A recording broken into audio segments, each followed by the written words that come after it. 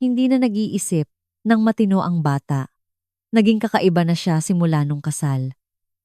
Kapag napapirma na ni Manolo ang mga papeles, isusumite na natin bago pa niya maintindihan ang nangyayari.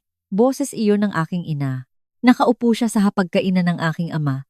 3 araw matapos ang libing ng aking asawa, nagpaplano kung paano kukunin ang lahat ng iniwan niya sa akin. 8. 5 milyong piso, 6 na luxury condos sa Makati. Ang buong kinabukasan ko ay hinati-hati sa isang Miyerkules ng gabi sa pagitan ng aking mga magulang at kapatid na parang sa kanila ang lahat. Pero may isang bagay na hindi alam ng pamilya ko.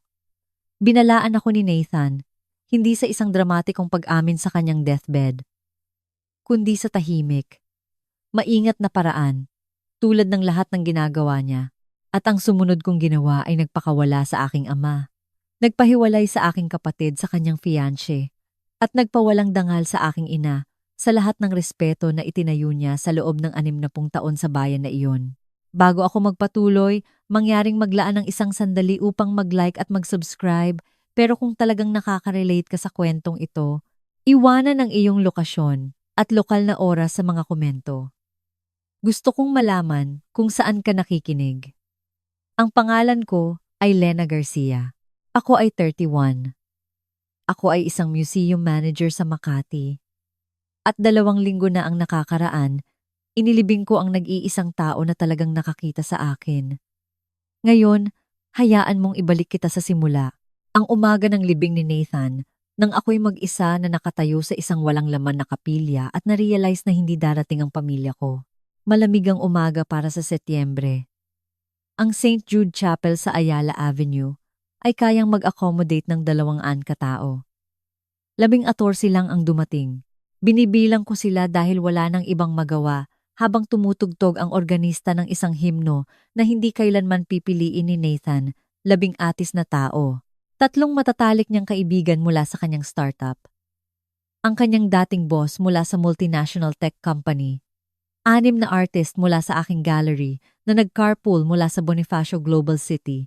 Ang flower vendor na nanatili dahil kilala niya si Nathan mula sa Salcedo Weekend Market, isang kapitbahay mula sa aming building, at si attorney Miguel Reyes, ang abogado ni Nathan, na nakaupo sa likuran sa isang madilim na suit, naka-cross arm, at pinagmamasdan ng lahat. Walang tao sa upuan ng nanay ko. Walang tao sa upuan ng tatay ko. Walang tao sa upuan ni Chloe. Tinawagan ko silang 3. Tinawagan ko si Patricia Garcia, ang nanay ko.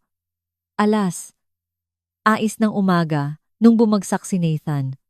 Sinagot niya sa ika-4 na ring at sinabing, "Ay Lena, grabe naman." Parang sinasabi ko sa kanya na flat ang gulong ng aking Vios. Tapos sabi niya, "Pag-usapan natin yan pagdating mo." May fitting ng wedding gown si Chloe this weekend, kaya medyo busy. Namatay ang asawa ko. May fitting ng gown ang kapatid ko.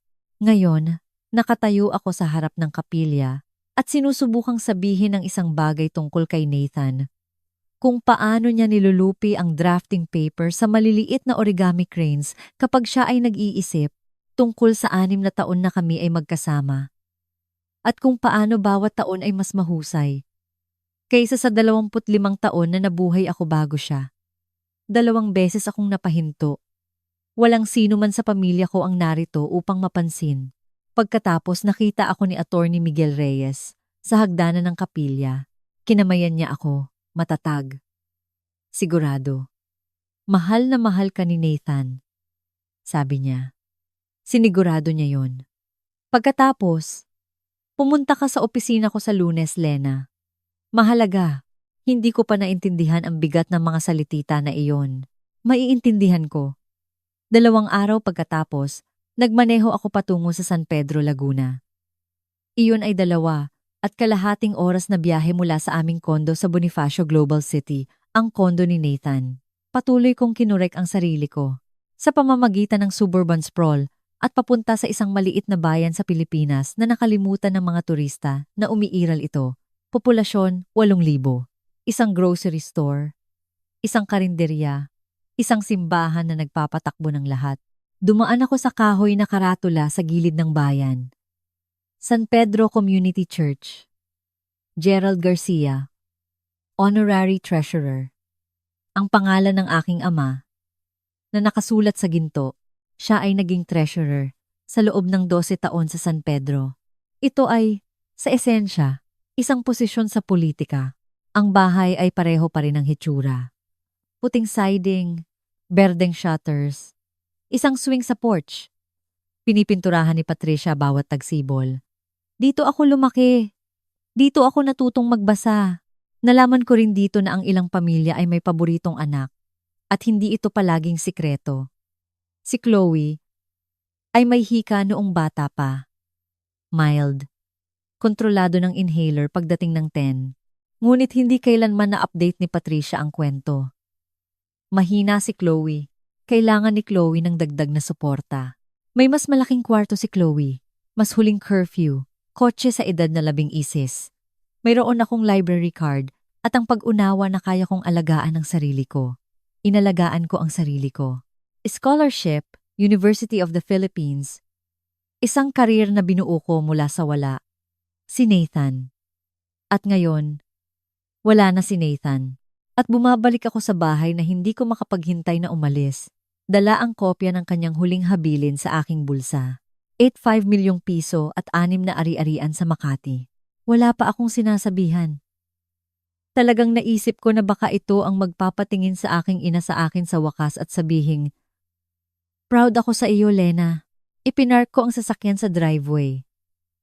Bukas ang bintana ng kusina at narinig ko ang mga boses na nag-uusap. Huminto ako sa mga hagdan ng beranda. Ang boses ng nanay ko ay lumabas mula sa screen, matalas at organisado, na parang nagre-repaso siya ng listahan ng grocery. Sabi ni Manolo, kung pananatilihin natin siya dito ng 72 oras, makakagawa siya ng assessment. Kakamatay lang ng asawa niya. Walang hukom ang magtatanong. Ang tatay ko at ang pera. Si Chloe ang magiging tagapag-alaga. Pamamahalaan natin ang mga account. Simple. Pagkatapos ay ang boses ni Chloe sa speakerphone. Maliit at sabik. Sabihan mo si Itay na siguruhin na hindi siya makikipag-usap sa abogadong iyon. Binibigyan ako ng kakaibang pakiramdam ng abogado ni Nathan sa kasal. Ang kasal, 3 taon na ang nakakaraan. Napansin ni Chloe si Attorney Miguel Reyes, 3 taon na ang nakakaraan at isinaulo ito. Nakatayo ako ng ganap na tahimik. Patay ang ilaw sa porch. Isang gamo-gamo ang dumapog sa screen. Sa loob, pinag-uusapan ng pamilya ko kung paano ako idedeklarang mentally incapacitated para makuha nila ang ari-arian ng namatay kong asawa. Nagsalita ulit si Patricia. Iiyak yan ng 1 linggo tapos pipirmahan niya ang kahit anong ipaharap natin sa kanya. Palagi namang sumusunod yan. Nanginig ang mga kamay ko. Naramdaman kong may nakaupo sa dibdib ko. Kinuha ko ang cellphone ko sa bulsa ng aking jacket. Ang Pilipinas ay isang one-party consent country. Nalaman ko yan sa isang compliance seminar sa museum, 2 taon na ang nakakaraan. Ibig sabihin, legal akong makapag-record ng anumang pag-uusap na kinasasangkutan ko o sa kasong ito, anumang pag-uusap na nangyayari. 3 talampakan ang layo mula sa akin. Sa isang pampublikong porch na may bukas na bintana. Pinindot ko ang record button. Umilaw ang pulang tuldok. Nagpatuloy ang nanay ko sa pagsasalita. Nagpatuloy ang tatay ko sa pagsang-ayon. Nagpatuloy ang kapatid ko sa pagpaplano ng kinabukasan, naganap na nakasalalay sa aking pagbagsak. Mayroon akong recording. Hindi ko lang alam ang gagawin dito. Itinigil ko ang recording, inilagay ang telepono sa bulsa, at pinindot ang doorbell na parang kakadating ko lang. Binuksan ni Patricia ang pinto. Nagbago ang kanyang mukha mula sa pagiging mapanuri tungo sa init. Wala pang 1 segundo, hinila niya ako sa yakap. Amoy lavender perfume. Parehong brand na ginagamit niya sa buong buhay niya. Ang kawawa kong anak, sabi niya. Nandito kami para sa iyo ngayon. Ang salitang ngayon ay iba ang tunog kapag kakarinig mo lang ng isang taong nagpaplano na kunin ang iyong mga legal na karapatan. Nakatayo si Gerald sa likod niya sa pasilyo. Nakalagay ang mga kamay sa kanyang bulsa. Tumango siya. Dapat kang manatili ng ilang araw, Lena. Magpahinga. Walang kailangang magmadali pabalik sa lungsod. Hindi kailangan magmadali dahil kailangan nila ng 72 oras. Ngumiti ako. Sabi ko, salamat, Tay. Sa tingin ko kailangan ko lang maging sa bahay sandali. Nakita ko ang kanyang mga balikat na bumagsak. Hinigpitan ni Patricia ang aking braso at iginiya ako sa kusina. May tsaa sa mesa, isang plato ng cookies mula sa bake sale ng simbahan. Ang lahat ay mukhang pagmamahal. Nagpaalam ako na umakyat sa aking lumang kwarto. Parehong double bed, parehong kumot na kupas, parehong University of the Philippines graduation photo na nakakabit sa dingding ng isang solong thumbtack. Sa pasilyo, ang magkabilang dingding ay puno ng mga litrato ni Chloe. Prom, cheerleading, sorority, debut, engagement. 47 nakakagiliw na sandali na naka-frame. Ang aking graduation photo ay 4x6 pulgada at ang thumbtack ay kalawangin. Nakalak ang pinto. Tinawagan ko si Attorney Miguel Reyes. Voicemail. Miguel, si Leyna Garcia ito. Kailangan kitang makita sa Lunes. Urgent. Pakitawagan mo ako. Umupo ako sa gilid ng kama at pinakinggan ang recording sa headphones. Malinaw ang bawat salita. Boses ng nanay ko, boses ng tatay ko, boses ng kapatid ko, silang tatlo, kalmado at sistematiko, nagpaplano na burahin ako. Hindi ako nakatulog. Kinabukasan ng umaga, may isang lalaki sa sala na hindi ko pa nakikita. Pinakilala siya ni Patricia habang nagkakape. Ito si Dr. Manolo. Dating kaibigan ito ng tatay mo mula sa kolehiyo. Naisip ko baka makatulong kung may makausap ka, anak, matapos ang lahat.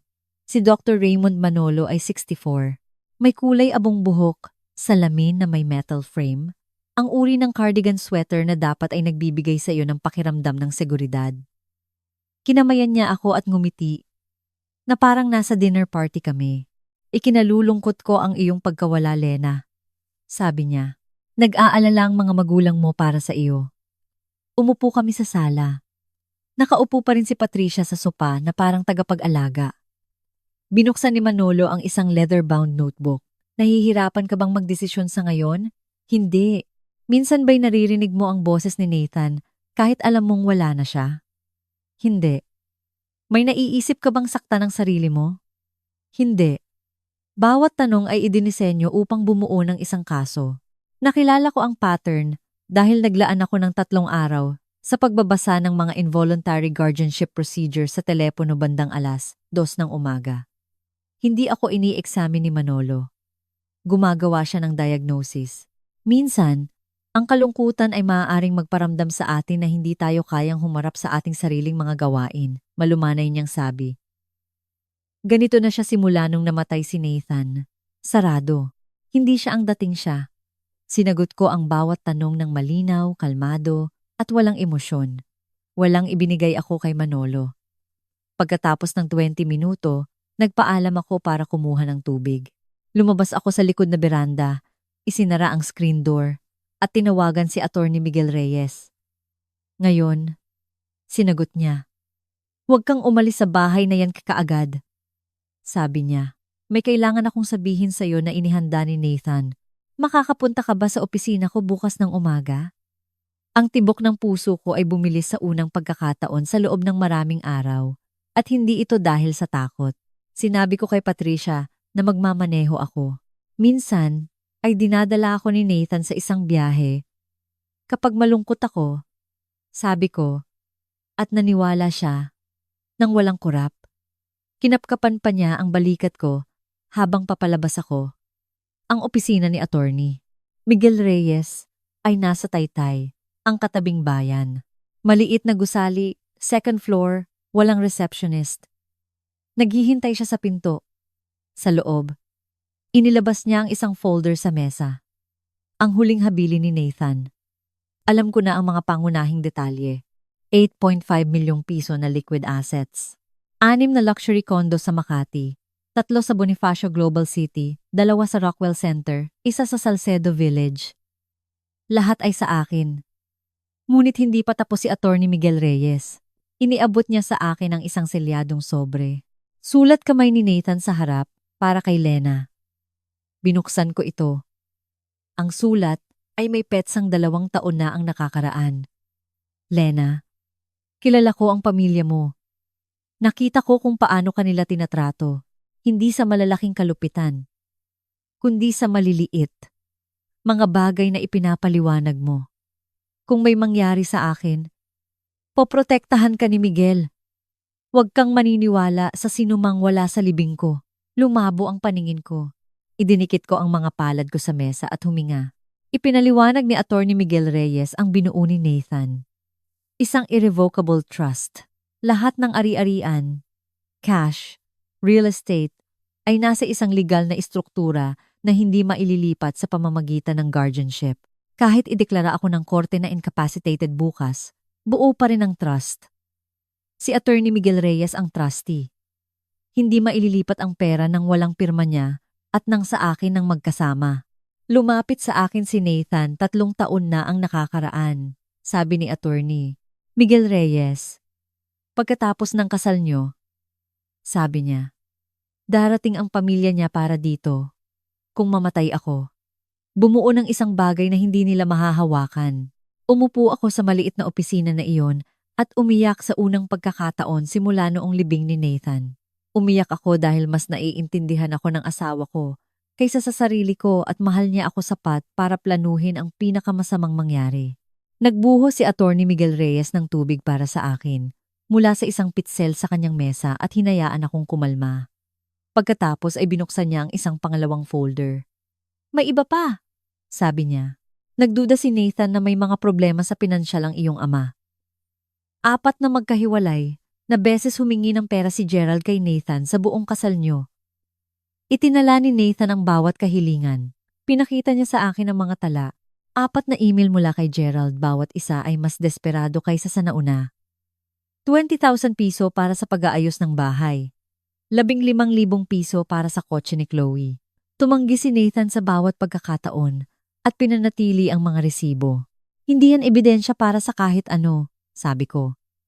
Hindi. Pero kung si Gerald ay treasurer ng isang non-profit, ang kanyang mga tax records ay public record. Kinuha ni Attorney Miguel Reyes ang telepono at nagdial. Maggie, may gusto akong ipakilala sa iyo. Margaret Reyes. Si Maggie ay isang forensic accountant. Hinahawakan niya ang mga kaso ng pandaraya para sa mga non-profit sa buong estado. Siya ay 45, prangka, walang kaplastikan. Isinara ni Attorney Miguel Reyes ang speakerphone.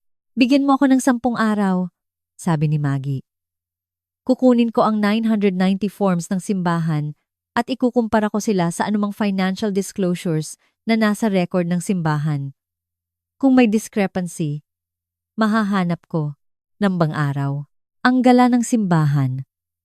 Ang taunang fundraiser kung saan ipinipresenta ni Gerald ang ulat ng treasurer ay sa loob ng 12 araw. Nagmaneho ako pabalik sa San Pedro na may planong wala ako kaninang umaga. Manatili sa bahay. Magpanggap na nagluluksa. Hayaan sina Patricia at Gerald na maniwala na bumagsak ako.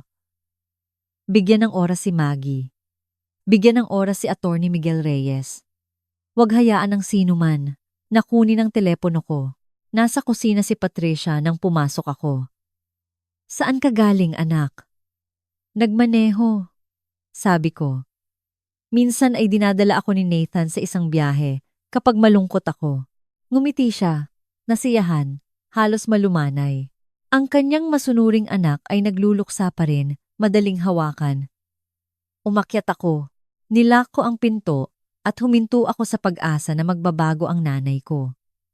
Sinimulan kong planuhin ang totoong siya. Kinabukasan ng umaga, nawala ang mga susi ng aking sasakyan. Nakita ko si Patricia na nakaupo sa hapagkainan, nagbabasa ng Ridgewood Gazette, may hawak na kape. Inilagay ko ang mga susi mo sa drawer, sabi niya nang hindi nag-aangat ng tingin. Hindi ka dapat magmaneho ngayon, Lena. Hayaan mong ihatid ka ng tatay mo kung saan mo kailangan pumunta.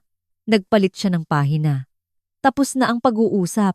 Pagdating ng tanghali, inischedule ni Gerald ang pangalawang appointment kay Dr. Manolo. Sa bahay kinabukasan, walang pag-uusap. Gusto lang niyang mag-follow up sabi ni Gerald habang ngumunguya ng sandwich sa tanghalian. Normal lang yan.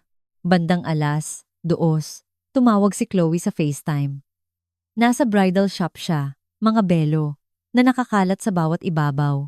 Uy, sabi ni nanay, dapat daw pirmahan mo ang power of attorney habang nasa bahay ka para matulungan ka namin sa pag-manage ng mga bagay-bagay habang nagluluksa ka. Itinaas niya ang isang belo. Anong tingin mo dito? Hindi ko pipirmahan ang power of attorney, Chloe. Diyos ko, huwag kang mahirap.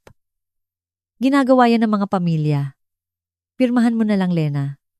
Wala ka ng iba na tutulong sa iyo. Binaba niya ang tawag bago pa ako makasagot. Nang gabing iyon, sinubukan kong i-check ang email ko sa laptop sa sala. Nagbago ang wifi password.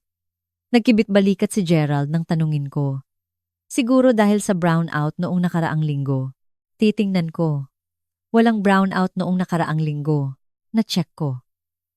Pumunta ako sa banyo, nilock ang pinto, at nag-text kay Attorney Miguel Reyes gamit ang mobile data. Pinapabilis nila ang proseso. Kinuha ni Patricia ang susi ng kotse ko. Binago ang wifi. Babalik si Manolo bukas. Ilang oras pa kailangan ni Maggie? Sumagot si Attorney.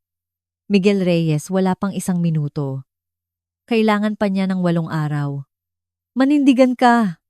8 araw. Kaya kong tiisin ng 8 araw. Tumunog ang telepono bandang 9:00 ng gabing iyon. Hindi pamilyar na numero. 845 area code. Halos hindi ko sinagot. Lena, si Tia Helen ito. Hindi ko na narinig ang boses ni Tia Helen Briggs sa loob ng 8 taon. Ang kapatid ni Patricia ay ganap na itinakwil matapos ang isang argumento na hindi ko kailanman nalaman ang mga detalye. Lumaki. Si Tia Helen ang tiyahin na nagpapadala ng birthday card na may 20 piso at sulat kamay na mensahe. Pagkatapos, isang Pasko, nawala siya. Sabi ni Patricia na si Tia Helen ay lason at selosa at iyon na iyon. Nakita ko ang obituary sa Facebook. Sabi ni Helen. Nathan, ikinalulungkot ko, anak. Salamat, Tia. Pinababa ko ang boses ko. Nasa ibaba si Patricia nanonood ng TV. Makinig ka sa akin ng mabuti, sabi ni Helen. Alam ko kung anong klase ng tao ang nanay mo. Ginawa niya ang parehong bagay sa nanay natin bago siya namatay. Umupo ako sa gilid ng kama. Anong ibig mong sabihin? Ikinuwento sa akin ni Helen. 8 taon na ang nakakaraan. Ang kanilang ina, ang lola ko, si Dorothy, ay na-diagnose na may mild cognitive decline. Agad na nag-file si Patricia ng petisyon para sa guardianship, hindi para alagaan si Dorothy, kundi para ibenta ang bahay at kontrolin ang ipon niya. Nalaman ni Helen, kumuha ng abogado at hinarangan ng petisyon. Gumaling si Dorothy at nabuhay ng mag-isa ng 3 pang taon. Hindi na kinausap ni Patricia si Helen pagkatapos noon. Sinubukan niyang kontrolin ang pera ng nanay ko gamit ang medikal na dahilan, sabi ni Helen. At ginagawa niya iyon sa iyo ngayon. Nararamdaman ko iyon. Ipikit ko ang mga mata ko. Ang pattern ay napakalinaw, halos elegante, parehong diskarte, parehong layunin. Isang babae sa pamilya na mahina at nag-iisa. Kung kailangan mo ng saksi, sabi ni Helen, nandito ako. Hindi ko hahayaan na gawin niya ito sa iyo. Nang ibaba ko ang tawag, may 3 akong kaalyado. Si Attorney Miguel Reyes, si Maggie, at ngayon ay si Tia Helen. Ang tiyahin na sinubukan burahin ng nanay ko dahil nagsabi siya ng totoo. Dumating si Dr. Manolo bandang 10:00 ng umaga kinabukasan na may leather briefcase at pre-printed form. Ngayon, hindi na nagpanggap si Patricia na normal lang ang lahat. Umupo siya sa hapagkainan sa tabi ko, hindi sa harapan ko. Sa tabi ko, tulad ng isang ina sa isang parent-teacher conference. Nakatayo si Gerald malapit sa bintana. Nakakrus ang mga braso. Inilabas ni Manolo ang form sa mesa. Sa tingin ko, mas makakabuti sa iyo kung may suporta ka ng pamilya sa pamamahala ng iyong mga gawain, sabi niya. Pansamantala, Siyempre, hanggang sa bumuti ang pakiramdam mo. Binasa ko ang dokumento, salita sa salita. Inabot ako ng 4 na minuto. Walang nagsalita. Ito ay isang petisyon para sa pansamantalang financial guardianship. Kung pipirmahan ko, ang kapatid ko, si Chloe Marie Garcia, ay magkakaroon ng legal na kapangyarihan sa lahat ng aking financial decisions. Bank accounts, ari-arian, investments, lahat ng iniwan ni Nathan sa akin, na pamamahalaan ng isang 27 taong gulang, na hindi kayang panatilihin ang trabaho sa loob ng 6 na buwan. Inilagay ko ang form. Gusto kong ipatingin ito sa aking sariling abogado muna. Dinikit ni Patricia ang kamay niya sa aking braso. Hindi mo kailangan ng abogado, Lena. Pamilya tayo dito. Pinahahalagahan ko yan, pero wala akong pipirmahan ngayon. Lumamig ang kwarto. Inalis ni Gerald ang kanyang mga braso. Nag-click ang ballpen ni Manolo. Dinikit ni Patricia ang mga daliri niya sa aking braso sapat na para maramdaman ko ang presyon. Anak, sabi niya, sinusubukan ka naming protektahan. Hindi pareho ang protektahan ako at kontrolin ako, Nay. Tumayo ako, kinuha ang form at pumasok sa kwarto. Sa likod ko, narinig ko ang boses ni Patricia na mahina at matigas. Sige, magkikita tayo sa korte. Isinara ko ang pinto, nilupi ang form at isinilid sa aking maleta. Isa pang ebidensya. Isa pang 48 oras ang nabuhay. Kailangan pa ni Maggie ng 6 na araw. Antak-araw na lang bago ang gala. Kailangan ko lang patuloy na huminga. Nagmaneho si Chloe mula sa syudad noong Sabado. Kasama niya si Ryan. Si Ryan Alcott ay 29. Isang IT project manager mula sa isang ordinaryong pamilya sa New Jersey. Kinamayan niya ako sa harap ng pinto at sinabing, ikinalulungkot ko ang nangyari kay Nathan, Lena. Mabuting tao siya. Seryoso siya. Alam ko dahil hindi umalis ang mga mata niya nang sabihin niya iyon. Naghanda si Patricia ng tanghalian. Halos idiliko. Halos nakakumbinsi. Hiniwa ni Gerald ang litson. Nag-usap si Chloe tungkol sa centerpieces. Tinanong ako ni Ryan tungkol sa museo. Pagkatapos lumabas si Ryan para sagutin ang isang tawag sa trabaho at bumagsak ang maskara. Yumukod si Chloe sa kusina. Makinig ka, sabi niya. Makipag-cooperate ka na lang. Ginagawa to ni nanay para sa ating lahat. Sa ating lahat? Alam mo ba kung magkano ang magagastos sa kasal ko? Hindi ko na kayang mag-swipe ng credit card. Magkano ang utang mo, Chloe? Kinawayan niya ang kamay niya. Hindi yan ang punto. Ang punto ay hindi alam ni Ryan ang utang. Pinababa niya ang boses niya. At tiyak na hindi niya kailangang malaman ang tungkol sa kahit ano dito. Kaya, pirmahan mo lang ang mga papeles at babalik sa normal ang lahat. Normal? Huwag kang maging makasarili, Lena. Hindi mo naman kailangan ng pera. Kinuha niya ang kanyang wine glass. Patay na si Nathan. Saan mo gagastusin yan? Ibinaba ko ang tinidor ko. Tiningnan ko ang kapatid ko.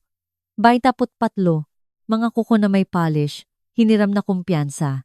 Isang fiancé sa bakuran na walang ideya na ikakasal siya sa isang estranghero. Patay na si Nathan. Ulit ko. Tama ka.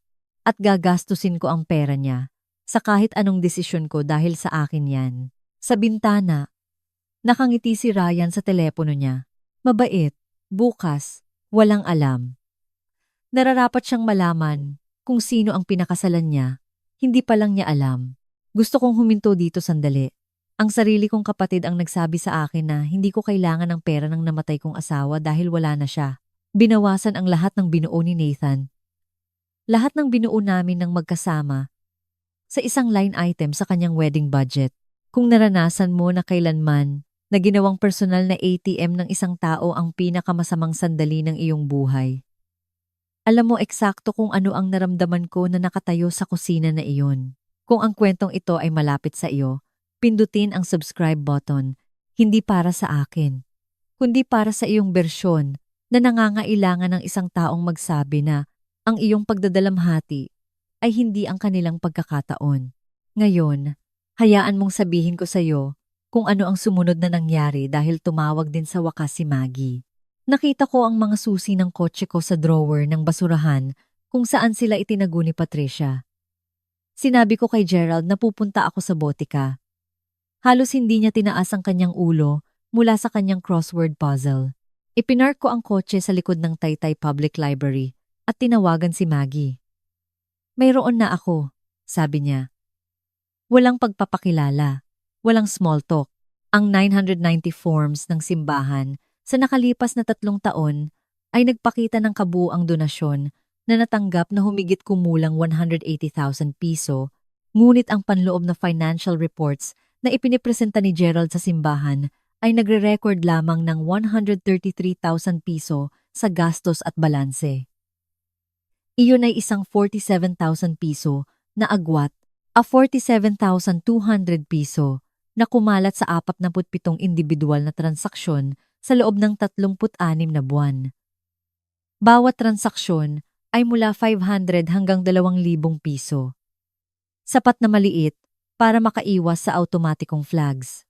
Lahat ay inilipat sa isang personal na account na tumutugma sa bank information ng kanyang ama. Klasikong embezzlement. Naalala ko ang mga email ni Nathan. Humihingi ng pera si Gerald. Bawat isa ay mas desperado. Tumutugma ang timeline. May utang na si Gerald nang magsimula siyang humingi ng tulong sa aking asawa. Ilang oras pa ang kailangan mo? Tanong ko. 5 araw para sa buong certified report. 8 araw bago ang gala ng simbahan. Maaari ba nating ipresenta ang mga natuklasan sa gala? Huminto si Maggie. Kung papayag ang simbahan. Oo. Pero kailangan mo ang pastor sa panig mo. Tinawagan ko si Attorney Miguel Reyes sumunod. Nauna na siya. Si Padre Thomas ay isang prangkang tao, sabi niya. Kung ipapakita ko sa kanya ang paunang numero, gusto niyang malaman ang totoo. Bigyan mo ako ng 24 oras. Nagmaneho ako pabalik sa San Pedro na nakababa ang bintana. Ang hangin ay amoy bagong tabas na damo at usok ng kahoy. Nasa loob si tatay ngayon. Nagpaplanong nakawin ang aking kalayaan. 3 taon siyang nagnanakaw ng pera mula sa kanyang sariling simbahan. Sa loob ng 8 araw, matatapos ang parehong bagay na iyon. Naglakad-lakad ako kinabukasan ng hapon. Sariwang hangin. Malinaw na isip. Kalahati na ako ng block nang harangin ako ni Tia Carol. Siya ay 70. May puting perm. Soprano sa koro ng simbahan. At ang pinakamaasahang tagapagkalat ng tsismis sa San Pedro. Oh, Lena! Hinawakan niya ang kamay ko. Sabi ng nanay mo, hirap na hirap ka raw. Sabi niya, hindi ka kumakain. Hindi ka natutulog. Nag-aalala raw siya ng husto para sa iyo. Kumain ako ng buong plato ng pasta kagabi. Natulog ako ng 6 na oras. Nakita ako ni Patricia na ginawa ang 2 iyon. Ayos lang ako, Tia Carol. Salamat po. Aba, kung may kailangan ka, isang santo ang nanay mo. Alam mo, talagang 2 block pagkatapos, hinarang ako ni Mr. Dalton sa labas ng hardware store. Parehong script, ibang bibig. Sabi ni Pat, baka kailangan mo nang may titingin sa'yo. Nanginginig na siya sa pag-aalala. Si Patricia ay hindi lang nagpapatupad ng isang legal na plano. Nagsasagawa siya ng isang public relations campaign. Bawat pag-uusap, bawat bulong ng pag-aalala sa bakod, bawat casserole na naihatid na may malungkot na pag-iling ng ulo. Kung mapupunta sa korte ito, hindi lang si Dr. Manolo ang maririnig ng hukom. Maririnig niya ang mga kapitbahay, mga kaibigan sa simbahan, ang buong istruktura ng lipunan ng San Pedro. Lahat sila ay inihanda sa parehong mensahe. Ang kawawang Lena. Palagi siyang mahina. Ang pagkawala ni Nathan ang nagtulak sa kanya sa bingit. Tinawagan ko si Tia Helen mula sa likod na beranda ng gabing iyon. Nilalason niya ang balon. Sabi ko. Ginawa niya rin yan sa nanay ko, sabi ni Helen. Sinabihan niya ang lahat sa bayan na nalilito ang nanay ko at nagpapagalagala ng ilang buwan bago siya nag-file ng guardianship. Pagdating ko kasamang isang abogado, kalahati ng kapitbahayan ay handang magpatotoo laban sa nanay natin. Maliit na bayan, parehong diskarte, ibang dekada. Paano mo ito pinigilan? Tanong ko. Hindi ako naghintay ng permiso para sabihin ang totoo. Hapunan, beef stew, mashed potatoes, green beans mula sa hardin ni Gerald. Nagtirik ng kandila si Patricia. Akala mo Thanksgiving kung hindi mo alam ang totoo. Ibinaba ni Gerald ang kanyang tinidor. Lena, kailangan nating pag-usapan ang hinaharap. Ito na, generous na tao si Nathan. Pero hindi niya naintindihan kung paano gumagana ang mga pamilya. May mga responsibilidad. Kailangan ng bagong bubong ang bahay. Karapat-dapat ang nanay mo ng komportableng buhay sa kanyang matanda. Ang kasal ni Chloe. May napaka-partikular na tagubilin si Nathan sa kanyang testamento. Naging matigas ang mukha ni Gerald. Maaaring kwestiyonin ng isang testamento. Sa ilalim ng mesa, hinawakan ni Patricia ang tuhod ni Gerald. Isang pigil, isang babala. Huminga siya. Ang gusto ko lang sabihin, may mga gastos, totoong gastos, at ang pamilya ay nag-aalaga sa pamilya. Inilagay ko ang napkin ko sa tabi ng plato. Ano ang ginawa ninyo para sa akin, tatay? Katahimikan. Kumislap ang kandila. Tumayo si Patricia. Parehong palad ay lumapag sa mesa. Kumalabog ang mga plato. Matapos ang lahat ng isinakripisyo namin para sa iyo. Ang bubong sa iyong ulo. Ang pagkain sa mesang ito. Hindi ka dumalo sa libing ng asawa ko. Ang pangungusap ay bumagsak na parang sampal. Nakatitig si Gerald sa kanyang plato ng patatas. Bumukas ang bibig ni Patricia, pagkatapos ay sumara. Inilibing ko si Nathan sa harap ng tatorsi na estranghero. Sabi ko, at 3 tao sa kusina na ito ay nakikipag-usap sa isang psychiatrist kung paano nakawiin ang aking pera. Itinulak ko ang upuan ko. Kailangan ko ng sariwang hangin. Lumabas ako. Sumara ang screen door sa likod ko. Sa bulsa ng aking jacket, nagre-record pa rin ang telepono ko. Sa bintana, narinig ko ang boses ni Gerald na mahina at tense. Alam niya. Pat. Alam niya. At si Patricia, wala siyang alam. Naghula lang siya. Mali siya. Hindi ako naghula. Nagre-record ako. 5 araw na lang bago ang gala. Dumating ang email alas 11:14 ng Martes ng gabi. Nasa kama ako. Nagbabrowse sa telepono nang mag-vibrate ito mula kay Chloe Garcia. Subject, Re. Timeline. Inabot ako ng 3 segundo para ma-realize na hindi ito para sa akin. Ipinasa ni Chloe ang isang email kay Patricia. Ang aming mga pangalan ay magkatabi sa kanyang contact list. Lena, tapos family group, tapos nanay. Nagkamali siya ng padala. Ang email ay nagsasabing, Nay, kailan isusumite ni Manolo ang mga papeles sa korte? Nagtatanong na si Ryan tungkol sa down payment ng kasal at kailangan kong i-book ang venue ngayong buwan. Narito ang updated na budget na nakalakip. Lahat ng nakamarkang F account ay ang kukunin natin kapag naipasa na ang guardianship. Huwag mong sabihin kay Ryan. Ang attachment ay isang spreadsheet. Binuksan ko ito. Flower vendor 4,200 pesos F account. Venue down payment 12,000 pesos F account. Photographer 3,800 pesos F account. Huling fitting ng gown 6,500 pesos F account.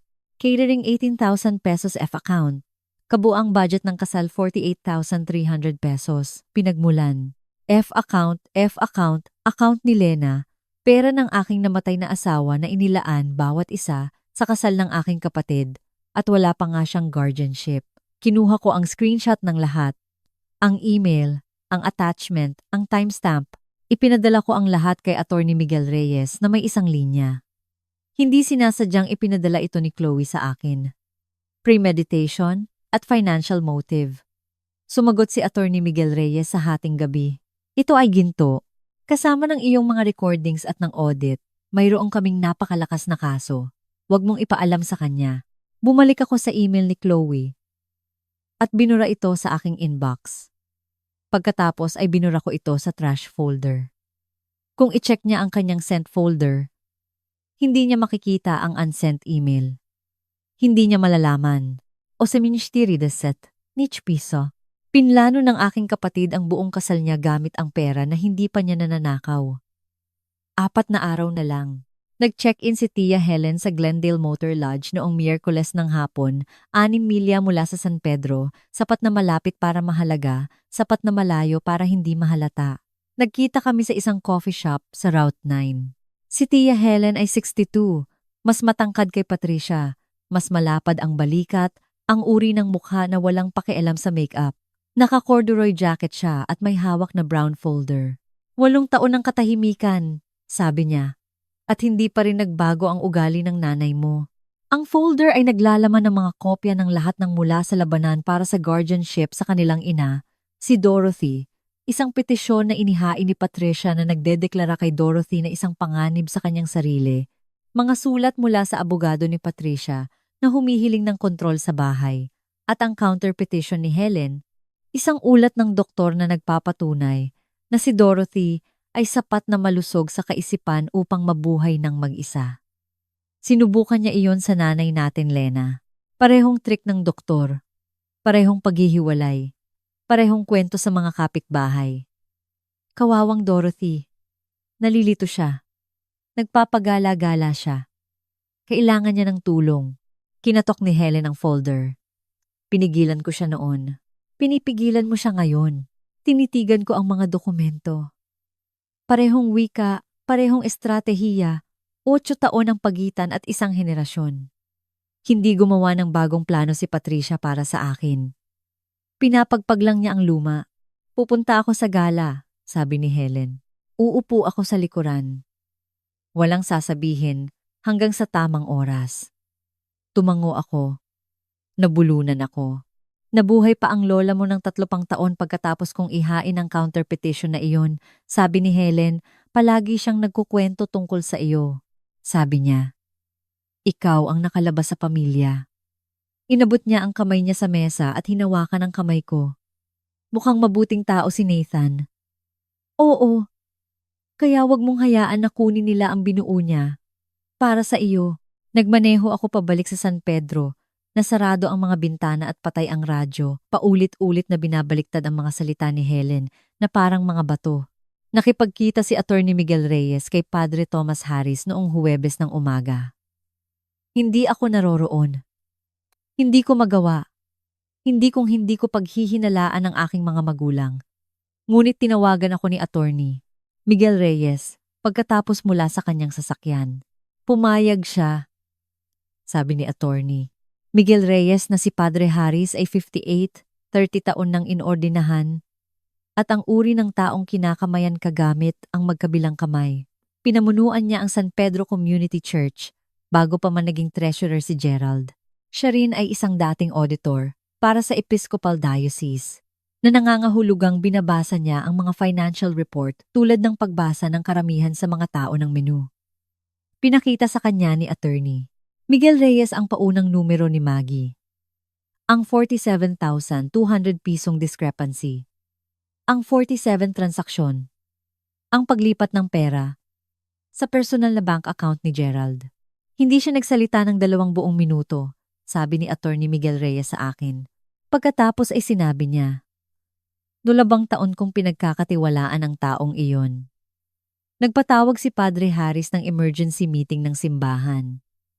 4 na miyembro, sarado ang pinto, kumpidensyal.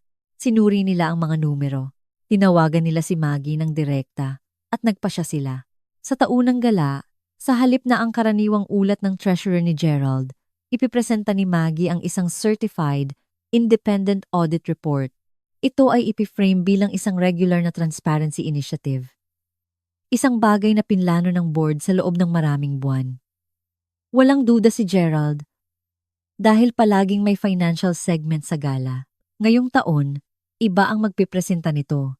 May isa pang sinabi si Harris, dagdag ni Attorney Miguel Reyes. Gusto niyang nasa harap na hilera si Lena. Sabi niya, kung alam ng pamilya ni Gerald ang ginagawa niya, karapat-dapat silang marinig ang totoo. Kung hindi nila alam, karapat-dapat pa rin silang marinig. Nakatayo ako sa parking lot ng Glendale Library, hawak ang telepono sa tainga, at naramdaman kong gumalaw ang lupa sa ilalim ng aking mga paa. 3 araw na lang, haharap ang aking ama sa kanyang komunidad at magsisinungaling. At ang totoo ay nakaupo sa likod niya. Nalaman ni Patricia ang tungkol kay Helen noong Biyernes. Si Tia Carol, sino pa? Ang nakakita kay Helen sa coffee shop sa Route 9 at nag-report agad sa loob ng 1 oras. Naghihintay si Patricia sa kusina nang bumaba ako. Nakipag-ugnayan ka kay Helen? Hindi siya nagtanong. Sinabi niya ito na parang isang prosecutor na nagpapakita ng ebidensya. Nakita niya ang obituary ni Nathan sa Facebook. Sabi ko, siya ang nakipag-ugnayan. Hindi ko siya inimbitahan. Alam mong hindi siya welcome sa pamilyang ito. Sinubukan niya tayong sirain noon. Tinanong lang niya kung okay ako. Yan lang. Humigpit ang panga ni Patricia. Kung lilitaw si Helen sa gala, magkakagulo ako. Hindi na siya pamilya. Lumitaw si Gerald sa pinto. Nakalutang ang tasa ng kape. Bakit nandito si Helen? Anong gusto niya? Binalingan siya ni Patricia na may kalmado. Measured tone na narinig ko sa kanya na ginamit niya sa mga komite ng simbahan at school board at sinumang kailangan ayusin. Wala siyang alam. Nandito lang siya para manggulo tulad ng dati. Pero nakita ko ito.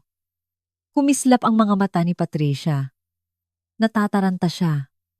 Si Helen ang tanging tao na nakatalo sa kanya dati. At ngayon ay 6 na milya ang layo ni Helen. Sa buong natitirang araw, sinubaybayan ako ni Patricia. Sumulpot siya sa mga pintuan. Kinakapan niya ang telepono ko kapag iniiwan ko ito sa mesa para magbuhos ng kape. Pero nakalock ito sa Face ID at hindi niya ito nalagpasan sa screen. Nag-alok siya na ayusin ang aking maleta.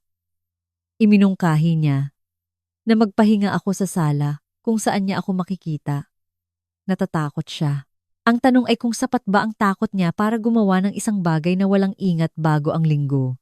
Palaging gustong sirain ni Helen ang pamilyang ito, sabi ni Patricia sa hapunan sa walang sinumang partikular. Huwag mong hayaan na makapasok siya sa isip mo. Kinain ko ang manok ko. Wala akong sinabi. 2 araw na lang. Sabado ng gabi. Bukas na ang gala. Ipinadala ni Maggie ang kanyang huling ulat kay Attorney Miguel Reyes alas 7:2 ng gabi. 41 pahina. 47 na kahina-hinalang transaksyon sa loob ng 36 na buwan. Bawat sentimo ay na-trace mula sa account ng donasyon ng simbahan hanggang sa personal na checking account ni Gerald. Kabuuang 47,200 piso. Nag-text sa akin si Attorney Miguel Reyes. Certified na ang report. Naipaalam na ni Harris sa board. Magpipresenta si Maggie alas 7:10 pagkatapos ng welcome ni Gerald. Handa na ang lahat. Nag-text ako kay Helen. Pumunta ka alas 7. Umupo ka sa likuran. Huwag kang makipag-usap kay Patricia hanggang sa tamang oras. Sumagot si Helen. 8 taon ko na itong hinihintay. Pupunta ako alas asisinyong. Bumaba ako. Nasa sala si Patricia. Nagpaplansa ng damit ni Gerald para bukas. Isang asul na Oxford, ang kanyang pinakamagandang pangsimba. Ipipresenta ng tatay mo ang ulat ng treasurer sa gala, sabi niya. Buong bayan nandoon. Nag-practice siya buong linggo. Itinaas niya ang damit. Sinuri ang kwelyo. Proud na proud siya. Nandito rin ako. Nagliwanag ang kanyang mukha. Ang galing, anak. Makakabuti sa iyo ang lumabas. Tiningnan ko siyang magplantsa sa mga cuff. Pinaplantsa niya ang damit ng asawa niya para sa gabi na masisira ang buhay niya at wala siyang ideya. May isang bahagi sa akin na gusto kong makaramdam ng isang bagay tungkol doon. Umakyat ako ulit. Umupo ako sa kama. Binasa ko ulit ang sulat ni Nathan. Huwag kang maniniwala sa sino mang wala sa libing ko. Hindi inimbitahan si Attorney Miguel Reyes sa libing. Pero nandoon siya. Hindi kailanman nakilala ni Maggie si Nathan, pero ipinaglalaban niya ang binuo niya. Si Helen ay binura mula sa pamilyang ito 8 taon na ang nakakaraan pero nagmaneho siya ng 3 oras para umupo sa likuran ng isang simbahan para sa akin. Bukas, haharap ang aking ama sa kanyang komunidad at magsisinungaling at ang totoo ay nakaupo sa likod niya. Umupo ako sa aking lumang kwarto ng gabing iyon at binasa ang sulat ni Nathan sa 10 beses. Alam niya kung anong susubukan nilang gawin. At nagtayo siya ng pader sa paligid ko mula sa lugar na hindi ko na mapuntahan. Kung may nagmahal sa iyo ng sapat para protektahan ka kahit wala na sila, maiintindihan mo kung bakit hindi ko pwedeng sayangin ang ibinigay niya sa akin. Naabot na natin ang 200,000 subscribers. Bawat isa sa inyo ay mahalaga. Kung karapat dapat ibahagi ang kwentong ito, ipadala ito sa isang taong kailangan itong marinig ngayong gabi. Dahil sa nangyari sa gala kinabukasan, hindi ko rin nakita ang lahat. Ang San Pedro Church Community Hall. Linggo ng gabi. Alas 7. 120 katao ang nakaupo sa mga folding chair sa paligid ng mga bilog na mesa na may puting tablecloth. Mason jars na may wildflowers. Isang banner sa entablado. Building Together. Annual Community Fundraiser. Lumapit si Gerald sa podium na nakasuot ng asul na Oxford shirt na pinlansya ni Patricia kagabi. Inaayos niya ang mikropono. Ngumiti siya. Magandang gabi sa inyong lahat. Salamat sa inyong pagdalo. Palakpakan. Mainit. Pamilyar. Automatiko. Nakatayo si Gerald Garcia sa podium na ito tuwing Setyembre sa loob ng 12 taon.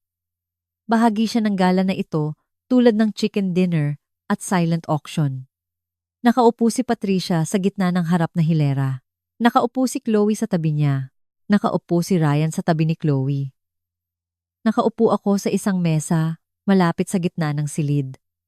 Nasa likuran si Helen, naka-corduroy jacket, naka-cruise ang mga braso sa kanyang hita. Nakatayo si attorney. Miguel Reyes malapit sa side emergency exit. Nakaupo si Maggie 2 upuan ng layo mula kay Padre Harris sa mesa ng board. Kinatok ni Gerald ang kanyang mga tala. Ang simbahang ito ay laging binuo sa tiwala at ako ay nagagalak na maglingkod bilang inyong treasurer sa loob ng 12 taon. Nagkaroon tayo ng isang matatag na taon. Lumago ang mga donasyon. Na-fund ang mga programa. Bawat sentimo ay naitala. Nag-click siya sa isang slide. Ang kanyang slide, ang inihanda niya, na may mga na-adjust na numero at bilugan na kabuuan. Bawat sentimo ay naglilingkod sa komunidad na ito. Dagdag na palakpakan. Nagliwanag si Tia Carol. Tumango si Mr. Dalton. Nagtapos si Gerald sa isang flowery sentiment.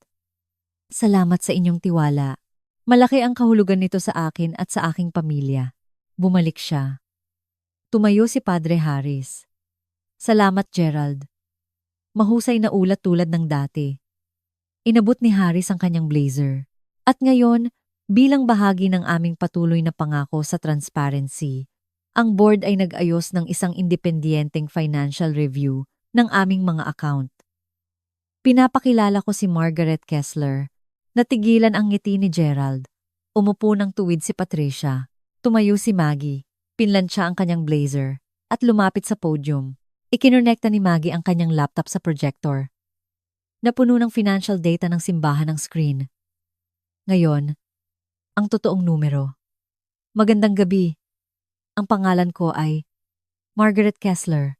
Ako ay isang forensic accountant na kinontrata ng board ng simbahan upang magsagawa ng isang independenteng audit ng financial records ng San Pedro Community Church sa nakalipas na 3 fiscal years. Nag-click siya sa unang slide, 2 column. Sa kaliwa, ang 990 form, ang public record na nagpapakita ng kabuuang donasyon na natanggap. Sa kanan, ang internal report na ipinipresenta ni Gerald sa board. Sa nakalipas na 36 na buwan, ang simbahang ito ay nakatanggap ng humigit kumulang 180,000 pisong donasyon. Ngunit, ang internal reports ng treasurer ay nagre-record lamang ng 133,000 pisong gastos at balanse ng pondo. Nagiiwan ito ng isang 47,200 pisong discrepancy. Suminghap ang silid. Huminto ang mga tinidor. Nakalutang ang mga wine glass. Nag-click ulit si Maggie. Isang spreadsheet ng 47 transaksyon. Bawat isa ay naka-highlight sa dilaw. Ito ay 47 individual na transaksyon. Bawat isa ay mula 500 hanggang 2,000 piso na inilipat mula sa pangunahing account ng donasyon ng simbahan patungo sa isang personal na bank account. Iniwan niya ang numerong iyon doon. Pagkatapos ay, ang pangalan ng may-ari ng account ay tumutugma sa kasalukuyang honorary treasurer ng simbahan. 120 ulo ang bumaling kay Gerald. Nakatayo siya sa gilid ng entablado. Nakapatong ang isang kamay sa kurtina. Namutla ang kanyang mukha. Tumayo si Patricia. Katawa-tawa. Hindi kailanman gagawin ni Gerald.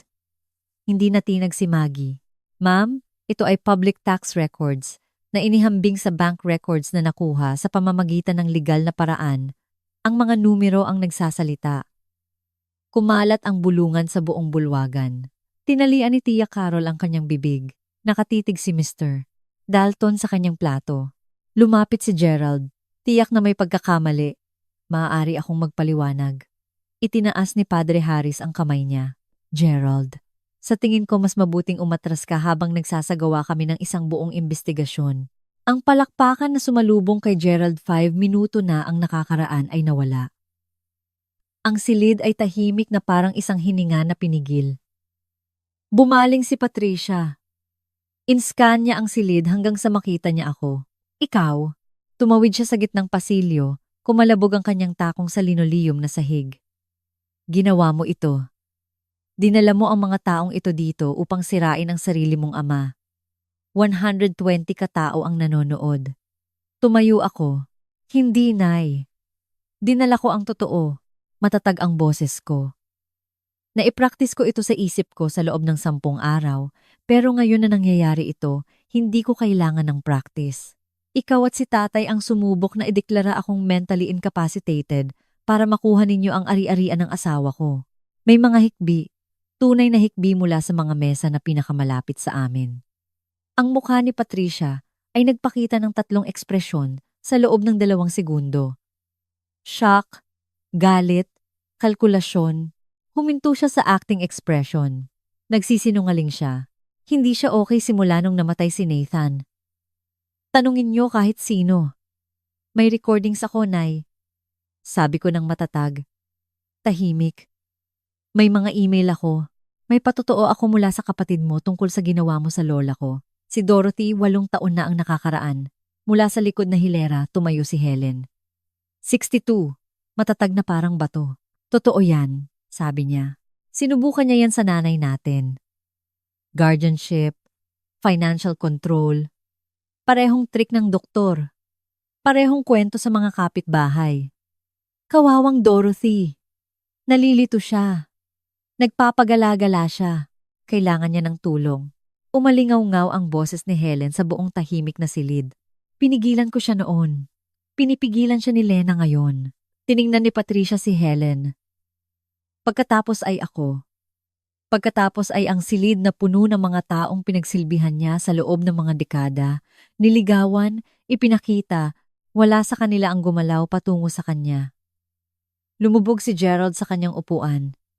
Ibinaba niya ang kanyang ulo. Lumapit si Attorney Miguel Reyes kay Gerald at iniabot sa kanya ang isang sobre. Ito ay opisyal na abiso na ang ari-arian ni Nathan Garcia ay nasa isang irrevocable trust. Walang guardianship, walang court order, at walang family petition ang makakabago sa mga tuntunin nito. Tiningnan ko ang nanay ko. Hindi ako nandito para maghiganti. Wala kang ibinigay na pagpipilian sa akin. Matatapos na iyan ngayong gabi. Bumukas ang bibig ni Patricia. Walang lumabas. Pinoproseso pa ng silid ang lahat nang hawakan ni Chloe ang braso ni Ryan. Tara na! Sabi niya. May halong inis. Puro kasinungalingan lang. Nagkakaroon ng breakdown ng ate ko. Hindi gumalaw si Ryan. Nakaupo siya ng 3 talampakan ng layo sa akin sa nakalipas na 5 minuto at narinig niya ang bawat salita. Ang audit, ang petisyon para sa guardianship, ang mga recordings, ang pangalan ng kanyang fiancé na nakakabit sa lahat ng ito. Totoo ba yan? Sabi niya. Hindi malakas, hindi galit, kundi malinaw. Ryan, tara na. Totoo ba yan, Chloe?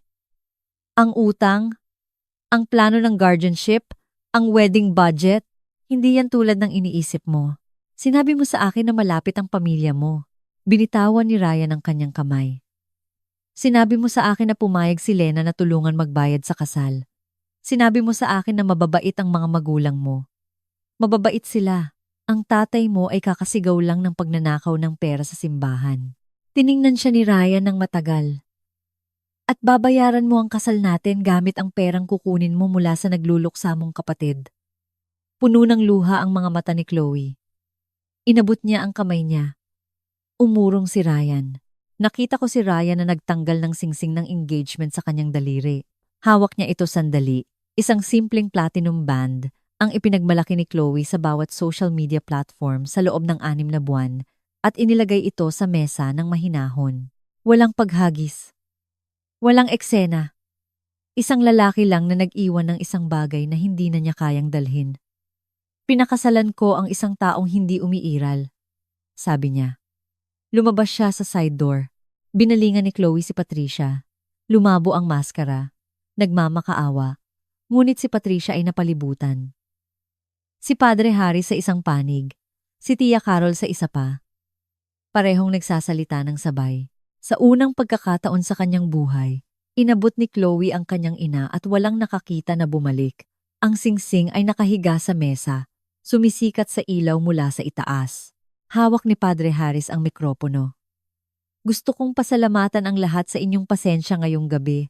Ang kanyang boses ay malalim, punong-puno ng pagpapastol. Ang boses na ginagamit niya sa mga libing at mahirap na sermon. Ang board ng simbahan ay magsasagawa ng isang buong investigasyon sa mga financial discrepancies na ipinakita ngayong gabi. Si Gerald Garcia ay tinanggal mula sa kanyang posisyon bilang honorary treasurer. Sa bisa ngayon, makikipagtulungan kami ng lubos sa mga awtoridad. Sinipsip ito ng silid na parang suntok sa dibdib. 2 taon ang pangalan ni Gerald sa karatula sa labas. 2 taon ng mga kamayan at mga jolly ride sa Pasko at ang tiwala ng komunidad na wala sa isang solong talata. Ilang tao ang sumulyap sa akin, hindi na may awa ngayon. May iba pa, respeto, marahil, o ang hindi komportableng pagkilala na nagkamali sila ng pinagkatiwalaan sa napakatagal na panahon. Nakita ako ni Tia Carol malapit sa coffee table. Pula ang kanyang mga mata. Ikinalulungkot ko, Lena, naniwala ako sa lahat ng sinabi ng nanay mo sa akin. Hinawakan niya ang kamay ko. Dapat ay tinanong kita kung okay ka, hindi siya. Hindi pa umaalis si Gerald sa kanyang upuan malapit sa entablado. Nakaupo siya na nakapatong ang mga kamay sa kanyang tuhod, nakatitig sa sahig. Sinubukan ni Patricia na umalis sa main entrance, ngunit isang young woman mula sa Ridgewood Gazette. Isang journalism student. Wala pang 22, ang hinarang siya sa lobby na may notebook at isang tanong na hindi maiiwasan ni Patricia. Nakita ko ni Attorney Miguel Reyes sa side door. Gusto ng DA na makita ang report ni Maggie, sabi niya. Ang embezzlement mula sa isang non-profit ay isang Class E felony sa Pilipinas. Magbubukas sila ng kaso. Paano si Manolo? Magfa-file ako ng formal na reklamo sa State Medical Board bukas ng umaga. 2 naunang reklamo plus ito. Tapos na ang lisensya niya. Tumango ako. Matatag ang aking kamay. Walang laman ang aking dibdib ngunit magaan, na parang may isang malaking bagay na kakalabas lang. Ihinain ni Attorney Miguel Reyes ang reklamo laban kay Dr. Raymond Manolo sa New York State Office of Professional Medical Conduct noong Lunes ng umaga. Ang dossier ay masinsinan, ang aking mga recordings. Ang pagtuturo ni Manolo kay Patricia kung paano gumawa ng 72 talawang oras na assessment. Ang petisyon sa guardianship na inihanda niya na may pangalang Lena Garcia na nakasulat na ang email ni Chloe na nagkukumpirma na nakikipag-ugnayan si Manolo sa pamilya at ang huling detalye. May 2 naunang etikal na reklamo si Manolo sa kanyang record. Parehong nauugnay sa hindi tamang dual relationship sa mga pasyente na may kinalaman sa mga personal na kakilala. Sa ebidensyang ito, sinabi sa akin ni Attorney Miguel Reyes sa telepono na haharap siya sa isang minimum na suspensyon ng lisensya. Kung makahanap ang DA ng sapat na ebidensya upang mag-file ng mga kasong conspiracy, magiging kriminal ito. Bumalik ako sa Makati noon, nakaupo sa kondo sa Bonifacio Global City. Ang sikat ng araw ay dumadaan sa matataas na bintana na mahal ni Nathan. Ang syudad ay umuugong sa ilalim ko. Mga taxi, construction site. May aso na tumatahol, 3 palapag sa ibaba. Tunog ng tahanan. Idinagdag ni Attorney Miguel Reyes. Ipinadala ko rin ang mga kopya ng lahat sa iyong personal na abogado bilang pag-iingat. Kung susubukan ni Patricia na gumanti sa pamamagitan ng isang claim for damages o isang counter petition, protektado ka na. Nang hapong iyon, tumunog ang telepono ni Gerald sa bahay sa San Pedro. Si Manolo iyon. Kinumpirma ito ng assistant associate ni Attorney Miguel Reyes sa pamamagitan ng isang common acquaintance. Nagpapanik si Manolo. Anong ginawa mo sa akin, Gerald? Maaari akong mawalan ng lisensya. Maaari akong humarap sa mga kaso. Hindi sumagot si Gerald, ayon kay Patricia, na tumawag kay Chloe, na nagsabi kay Ryan bago niya i-block ang numero niya. Na pagkatapos ay nag-text sa akin nang hindi hinihingi, halos hindi nagsasalita si Gerald simula Linggo ng gabi. Umupo siya sa kanyang recliner. Hindi siya kumain. Hindi siya nanood ng TV. Nakatitig siya sa dingding kung saan dati nakasabit ang kanyang church service award. Tinanggal iyon ni Patricia Lunes ng umaga bago pa makita ng mga kapitbahay. Nagkawatak-watak ang alyansa at walang nakahawak sa mga piraso. Dumating ang tawag noong Martes ng gabi. Si Patricia, halos hindi ko sinagot. Pagkatapos ay sinagot ko dahil ito ang huli. At alam ko iyon. Sinira mo ang pamilyang ito. Ang kanyang boses ay paos. Kung dahil sa pag-iyak o pagsigaw, hindi ko masabi. Maaaring makulong ang tatay mo. Iyan ba ang gusto mo? Sinira ni tatay ang pamilyang ito nang magnakaw siya ng pera mula sa simbahan. Sinira mo ito nang planuhin mong magnakaw sa akin. Katahimikan. Pagkatapos, ang pagbabago. Narinig ko na ito libu-libong beses. Ang paglipat mula sa pag-atake tungo sa pagtatanghal. Ako ang nanay mo, Lena. Mas malambing na ngayon. Nasasaktan. Lahat ng ginawa ko ay dahil mahal kita. Bawat desisyon, bawat sakripisyo, hindi mo maintindihan kung gaano kahirap magpalaki ng 2 anak. Hindi ka dumalo sa libing ni Nathan, nanay. At panatilihin ang isang pamilya nang magkasama kapag mahirap ang pera. At ang asawa ko, hindi ka dumalo sa libing ni Nathan. Inulit ko ng mas mabagal. Nasa kusina kakasama si tatay, kasama ang isang psychiatrist na inarkila mo upang alisin ang aking mga karapatan habang mainit pa ang bangkay ng asawa ko. Wala. Hindi iyon pagmamahal. Hindi iyon sakripisyo. Iyon ay isang plano. Narinig ko ang kanyang paghinga na mabilis, mababaw. Naghintay ako. Lena. Bumababa ang boses niya sa bulong. Sige na, ako ang nanay mo at ako ang anak mo. Pero tinrato mo ako na parang account na kailangang pamahalaan, hindi isang tao na kailangang mahalin. At tapos na ako. Dagdag na katahimikan. Hayaan kong humaba ito. Nagugol ako ng 31 taon sa pagpupuno ng mga puwang ni Patricia ng mga dahilan, paghingi ng tawad, mga konsesyon. Tapos na ako sa pagpupuno ng anumang bagay. Babalik ako sa Makati. Sabi ko. Huwag kang makipag-ugnayan sa akin maliban kung sa pamamagitan ng abogado. Ibinitin ko. Matatag ang aking mga kamay. Masakit ang aking dibdib. Ngunit ito ay ang sakit ng isang buto na gumagaling. Hindi na bali. May pagkakaiba. Dati, iniisip ko na ang pag-ibig ay nangangahulugang pagtitiis. Ngayon alam ko na nangangahulugang pagpili sa sarili ko kapag walang ibang gumagawa nito. Miyerkules ng umaga, inayos ko ang aking maleta sa kwarto na aking kinalakhan sa huling pagkakataon. Nilupi ko ang aking mga damit. Inzip ko ang mga compartment.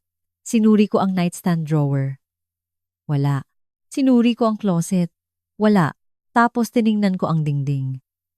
Ang University of the Philippines graduation photo ay naroon pa rin. 4 by saings pulgada. isang kalawangin na thumbtack. Kinuha ko ang litratong iyon isang maliwanag na umaga ng Mayo mag-isa. Hawak ang kamera sa aking braso dahil walang dumalo sa graduation. Nagpadala ako ng kopya kay Patricia. Dinikit niya iyon dito at hindi na kailanman binanggit. Inalis ko ang thumbtack at isinilid ang litrato sa aking bulsa. Sa ibaba, tahimik ang bahay. Walang laman ang recliner ni Gerald. Walang labang nakalagay ang tasa ng kape ni Patricia sa lababo. Hindi ko alam kung nasaan sila. At sa unang pagkakataon sa aking buhay, hindi ko kailangang malaman. Nilak ko ang harap na pinto gamit ang spare key at iniwan ito sa ilalim ng doormat. Ang pagmamaneho palabas ng San Pedro ay dumaan sa simbahan. Nagpabagal ako ng hindi sinasadya. Ang karatula sa kalsada ay na-update. Nawala na ang pangalan ni Gerald. Ang mga gintong titik ay kinayod. Naiwan ang isang kupas na rektangulo kung saan dating nanirahan ang 12 taon ng maling tiwala. Pumasok ako sa highway, at kalahating oras, patungong Makati. Ang biyahe ay tila mas maikli kaysa sa 2 linggo na ang nakakaraan. Marahil dahil sa pagkakataong ito, nagmamaneho ako patungo sa isang bagay, sa halip na papalayo. Tahimik ang kondo nang umuwi ako. Ang araw ay sumikat sa matataas na bintana na mahal ni Nathan. Ang syudad ay bumubulong-bulong sa ilalim ko. Mga taxi, construction site, may aso na tumatahol 3 palapag sa ibaba, tunog ng tahanan. Idinagdag ni attorney Miguel Reyes. Ipinadala ko rin ang mga kopya ng lahat sa iyong personal na abogado bilang pag-iingat. Kung susubukan ni Patricia na gumanti sa pamamagitan ng isang claim for damages o isang counter petition, protektado ka na. Nang hapong iyon, tumunog ang telepono ni Gerald sa bahay sa San Pedro. Si Manolo iyon. Kinumpirma ito ng assistant associate ni Attorney Miguel Reyes sa pamamagitan ng isang common acquaintance. Nagpapanik si Manolo. Anong ginawa mo sa akin, Gerald? Maaari akong mawalan ng lisensya. Maaari akong humarap sa mga kaso. Hindi sumagot si Gerald. Ayon kay Patricia, na tumawag kay Chloe, na nagsabi kay Ryan bago niya i-block ang numero niya, na pagkatapos ay nag-text sa akin nang hindi hinihingi. Halos hindi nagsasalita si Gerald simula Linggo ng gabi. Umupo siya sa kanyang recliner. Hindi siya kumain. Hindi siya nanood ng TV. Nakatitig siya sa dingding kung saan dati nakasabit ang kanyang church service award. Tinanggal iyon ni Patricia Lunes ng umaga bago pa makita ng mga kapitbahay. The call came Tuesday night. Patricia, I almost let it ring. Then I picked it up because this was the last time and I knew it. You destroyed this family. Her voice was hoarse.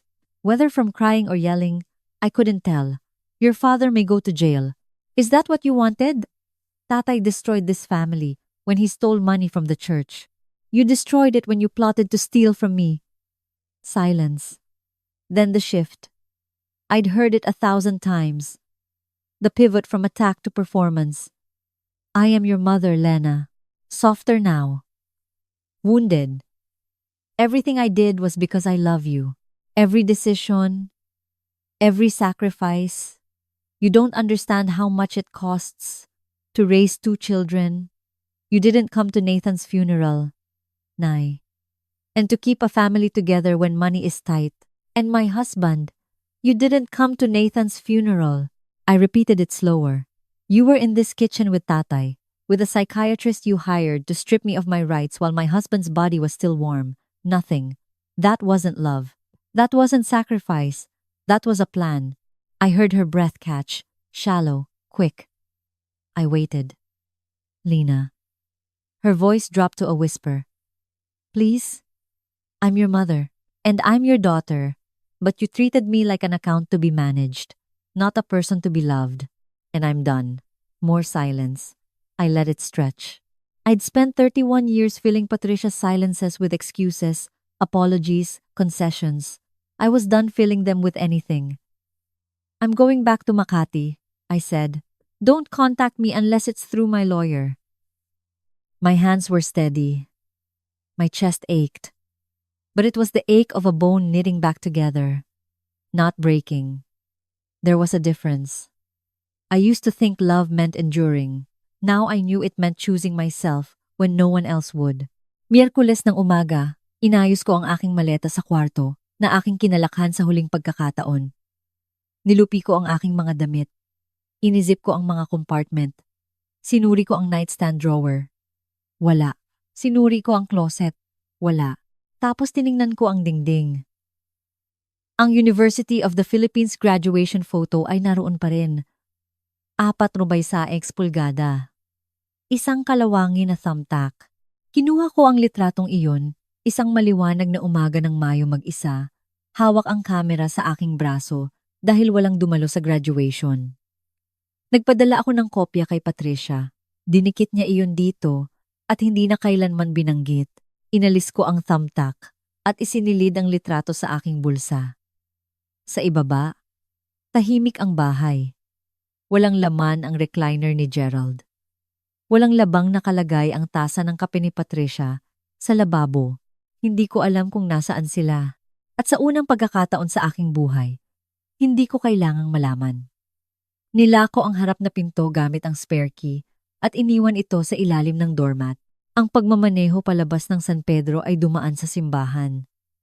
Nagpabagal ako ng hindi sinasadya. Ang karatula sa kalsada ay na-update. Nawala na ang pangalan ni Gerald. Ang mga gintong titik ay kinayod. Naiwan ang isang kupas na rektanggulo kung saan dating nanirahan ang 12 taon ng maling tiwala. Pumasok ako sa highway. 2.5 oras patungong Makati. Ang biyahe ay tila mas maikli kaysa sa 2 linggo na ang nakakaraan. Marahil dahil sa pagkakataong ito, nagmamaneho ako patungo sa isang bagay sa halip na papalayo. Tahimik ang kondo nang umuwi ako. Ang araw ay sumikat sa matataas na bintana na mahal ni Nathan. Ang syudad ay bumubulong-bulong sa ilalim ko. Mga taxi, construction site, may aso na tumatahol 3 palapag sa ibaba, tunog ng tahanan. Nakalagay sa kitchen counter. Mga bulaklak mula kay Maggie, puting peonies, walang kailangan ng card, isang sobre mula kay Attorney Miguel Reyes. At isang text message mula kay Ryan Alcott.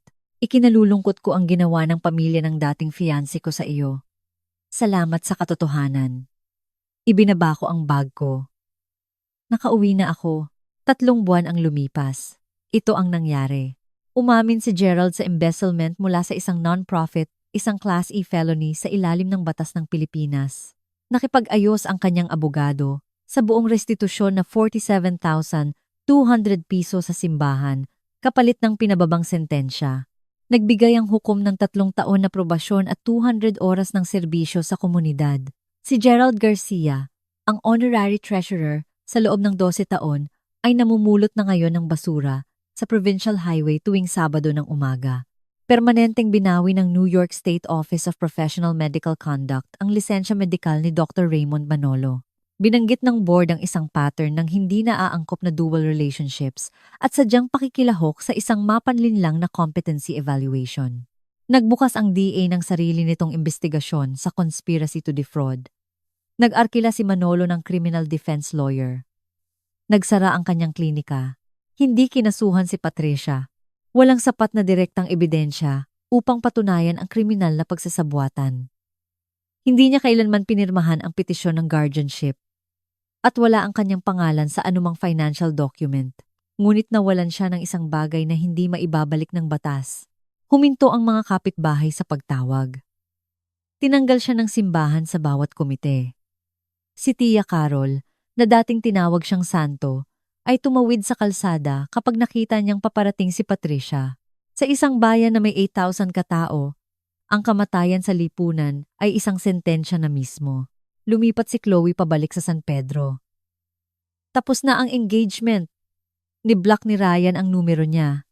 Ibinalik ang mga gamit niya sa isang kahon at sinabi sa kanilang mga magkakaibigan kung bakit may utang siyang 32,000 pisong credit card na wala nang tutulong sa kanya. Na-promote ako bilang associate director sa museo. Ginagamit ko ang bahagi ng ari-arian ni Nathan para magtatag ng Nathan Garcia Memorial Scholarship Fund para sa mga aspiring artists, mga first-generation college students na walang sino mang dumalo sa kanilang graduation. Hindi binago ng pera ang buhay ko. Kung ano ang nakita ni Nathan sa akin, kung ano ang pinagkatiwalaan niyang protektahan ko. Iyon ang nagpabago sa lahat. Tinawagan ako ni Attorney Miguel Reyes isang Biyernes ng hapon ng Disyembre. May isa pang iniwan si Nathan, sabi niya. Hiniling niya sa akin na ibigay ito sa iyo 3 buwan matapos na umayos ang lahat. Nagmaneho ako sa opisina ni Attorney Miguel Reyes, sa Taytay. Naghihintay siya sa pinto, tulad ng unang beses. Maliban na ngayon ay halos nakangiti na siya. Palaging gumagamit ng asul na tinta si Nathan dahil sabi niya masyadong seryoso ang itim para sa isang taong mahilig maglupi ng origami cranes para sa libangan. Binuksan ko ito sa sasakyan. Hindi ako makapaghintay. Umupo ako sa parking lot na patay ang makina at naka-on ang heater at binasa ko. Lena, kung binabasa mo ito, ibig sabihin ay nakalusot ka. Ikinalulungkot ko na wala ako doon. Ikinalulungkot ko na bawat umaga ay kailangan mong gumising at ayusin ang lahat ng mag-isa. Pero kailangan kong malaman mo ang isang bagay. Ang araw na pinakasalan kita ay ang araw na sa wakas ay naintindihan ko kung ano ang tapang. Hindi ito ako. Hindi ito ang mga bahay o pera o ang mga plano na ginawa ko kay Miguel. Ikaw iyon na pumasok sa University of the Philippines nang walang sino man sa likuran mo. Nagtayo ng career na walang ibinigay sa iyo. Minahal ako kahit na nagtatrabaho ako hanggang gabi at nakakalimutan na tumawag. Ikaw ang pinakamatapang na tao na kilala ko at hindi mo kailangan ng permiso ng sinuman para maniwala doon. Hindi sa akin, hindi sa kanila.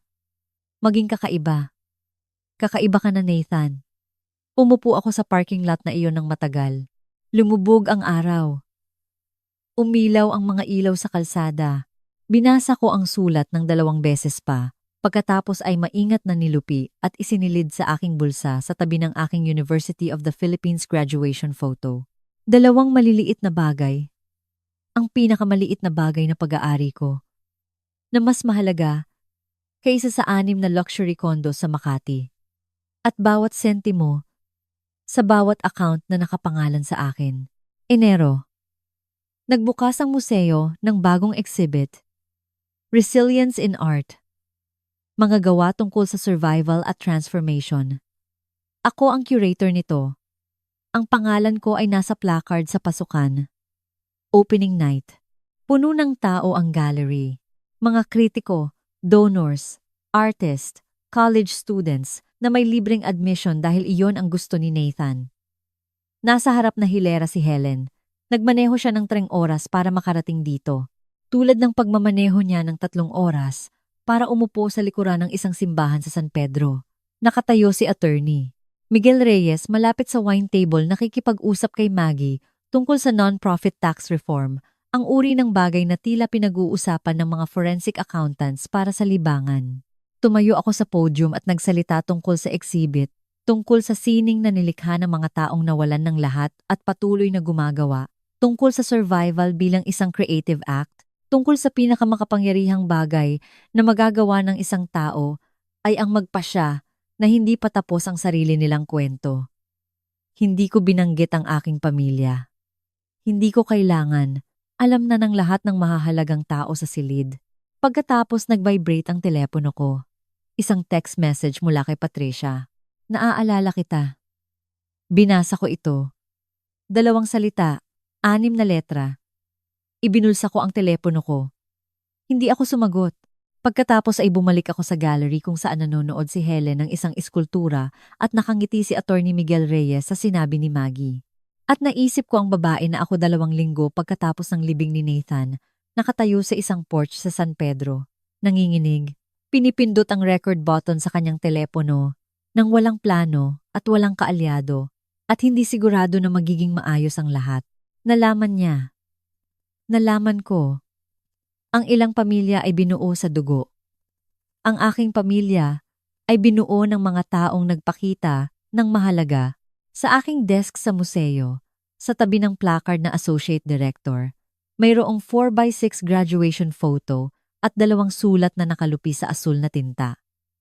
Iyon lang ang legacy na kailangan ko. Ito ang aking kwento. Hindi ko balak tumayo sa harap ng simbahan ng aking ama at ilantad ang 12 taon ng nakaw na pera. Hindi ko balak mawalan ng pamilya sa parehong buwan na nawalan ako ng asawa. Ngunit natutunan ko ang sinubukan ni Nathan na sabihin sa akin sa lahat ng panahon.